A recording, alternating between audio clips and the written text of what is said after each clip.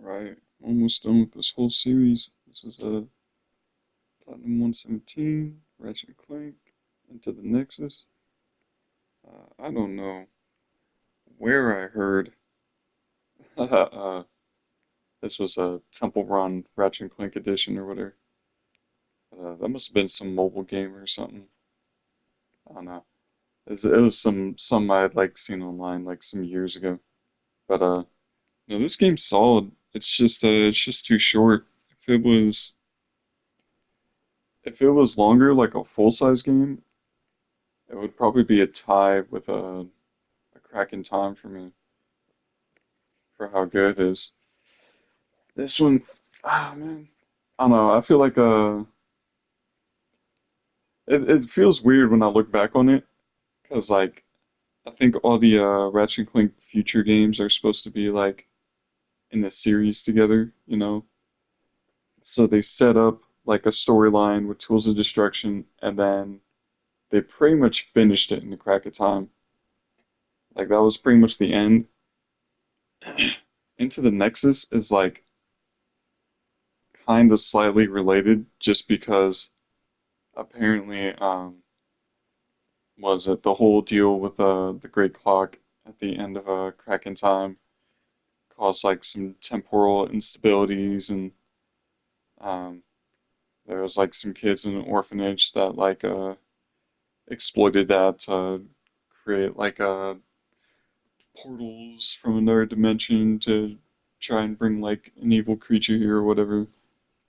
We really could have learned more about that. It could have been a lot longer, but I mean, other than that, it was a really good game. Um, was it? Some of the new weapons are really cool. The movement, I don't know why, but it's just so satisfying, even compared to Crack in Time. I really like the movement a lot better in here. The sound the helipack makes, it's so legit. It's just, yeah, it's just too short, man. And it feels weird that the future series kind of just feels like Tools of Destruction and Crack in Time. And then I guess you could throw a Quest for Booty in there, but it's so small and yeah, it's kind of weird. It's I don't know if I were to guess what like held the PS3 series back. I don't know. Maybe it isn't held back, but I think A Crack in Time had like the most sales of all the PS3 Ratchet and Clanks. Yeah, I feel like it's probably the disjointed stories and stuff, and then the the shortness of the games, like Quest for Booty, Into the Nexus now, and Up Your Arsenal just being kind of half baked. And then All for One was cool, but it was kind of its own thing. Wasn't really connected to the rest of them. Not from what I can remember. So I don't know. It does feel kind of weird, like story wise. Like three, you know, they were just making a new story. Not three. I'm talking about the PS2 series, like Ratchet and Clank 1, 2, and 3. They were making a new story with that, but there was like a continuation in each game. Like the intro to each game was kind of picking up where you left off at the last one. So it still felt continuous, even though we got a new villain in every single one. It doesn't quite feel the same in this one. But this was still a solid game. I can't wait to finish these last two. Um, this Ratchet and Clank remake, which I'd also seen online some years ago. This is probably like 5 years ago I saw this.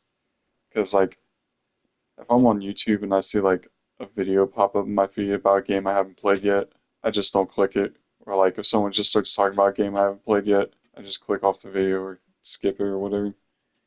Just because I'm like, yeah, I haven't got there yet. But I remember seeing that this remake was I guess good. It's a remake of the very first Ratchet and Clank on PS2, but it was also really small. Just it just seems to be a continuous problem of these games just being too short in scope after the PS2 ones, which is pretty sad. But I don't know. I'll take it for what it is. I'll see how I feel about it. I Can't wait to play Rift Apart. I haven't heard anything bad about that one, so I assume that one's really solid. That's about it. Platinum 117.